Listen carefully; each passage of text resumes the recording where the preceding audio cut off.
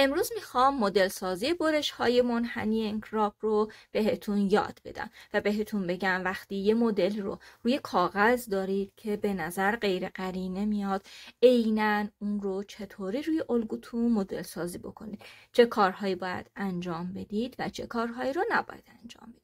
این شیوه الگو برداری هرچند به نظر ساده میاد ولی نکات حساس مهمی داره که اگه تا پایان ویدیو با من همراه باشید همه رو بهتون یاد میدم.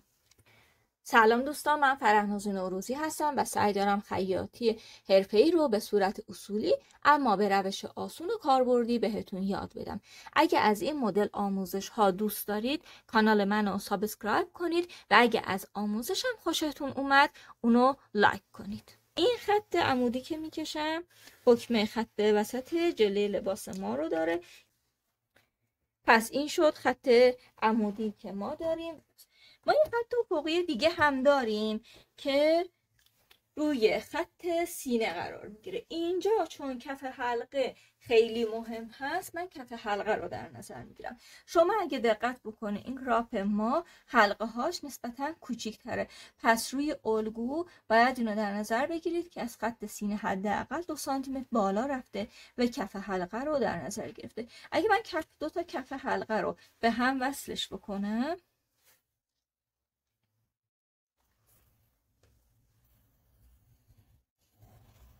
تقریبا برای ما اینجا حکم خط سینه رو داره. حالا من میخوام تناسبات این لباس رو برای شما توصیف بکنم و بگم که وقتی من این الگو رو میخوام روی الگوی خودم پیاده بکنم چه کارهایی باید انجام بدم. اول اینکه مدل سازی که اینجا شما ملاحظه میکنید برای اجرا نیاز به الگوی گسترده داره. الگوی گسترده یعنی چی؟ ما همیشه موقع رسم الگوهامون الگو رو به صورت 1/4 کار میکنیم. 1/4 دور سینه، 1/4 دور باسن، ولی الگوی ما یک طرفه هست. خب یعنی جلوی کامل ما نداریم، 1/2 رو داریم. اما اینجا باید جلو به صورت کامل و گسترده باشه. این که مثلا اگه 2 تا جلو ما داشته باشیم یکیشو باید باز کنید و اینجوری بچسبونید مقابل هم. این کارم میتونید یه الگوی گسترده برای خودتون بسازین.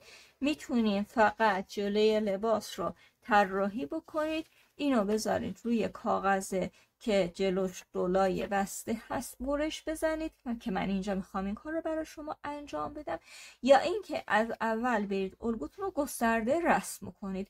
این روش دومی که من بهتون گفتم از همه آسان تر هست.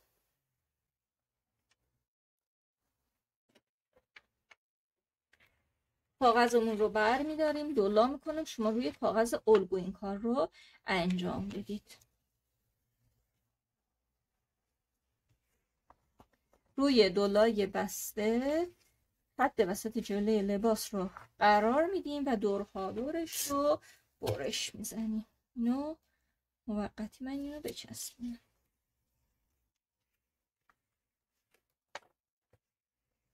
شما میتونید اول اینو طراحی کنید بعد برش بزنید.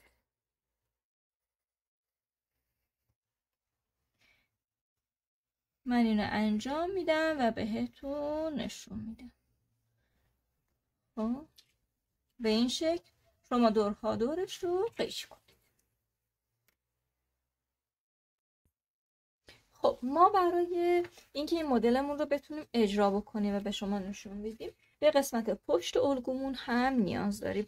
اگه اینجا رو دولای کاغذ در نظر بگیرید و یه الگوی پشت قرار بدین و دورها دورش رو بکشید میشه الگوی قسمت پشت ما که الان من اینجا الگوی جلو دارم. با استفاده از اون میخوام الگوی پشتم رو بکشم. طراحی یقش رو خودم انجام میدم و دورها دور خط الگوم رو میکشم. دورها دور اینم اگه برش بزنید البته به قد لباستون هم توجه کنید که قد لباستون با هم قد لباسی باشه که در قسمت جلو در نظر گرفتید و تمام خطوط افقیش رو هم باید الگو بکشید که بتونه به شما کمک بکنه. من این اگه برش بزنم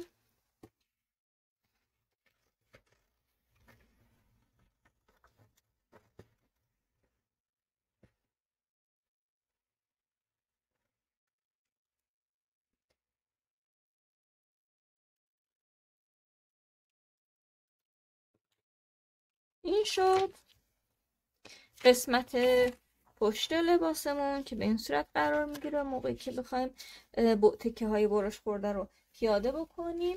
و